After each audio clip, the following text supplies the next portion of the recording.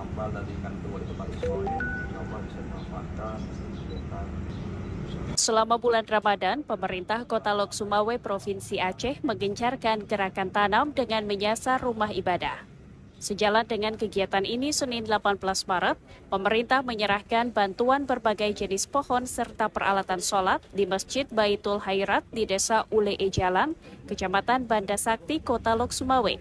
Gerakan tanam dan silaturahmi Ramadan ini ditargetkan akan direalisasikan pada 20 masjid yang tersebar pada 4 kecamatan di Kota Lok Sumawe, yaitu Kecamatan Banda Sakti, Belang Mangat, Muara 1, dan Muara 2. Ditemui di sela-sela kegiatan, Asisten 1 Pemerintah Kota Lok Sumawe, Maksalmina menjelaskan, setiap organisasi perangkat daerah atau OPD akan diinstruksikan untuk membantu pembangunan serta penghijauan masjid yang telah ditentukan. Mungkin kami berharap bahwa baik itu penanaman pohon maupun gerakan Jumat bersih itu tidak berhenti karena bulan Ramadan, tetap kita lanjutkan.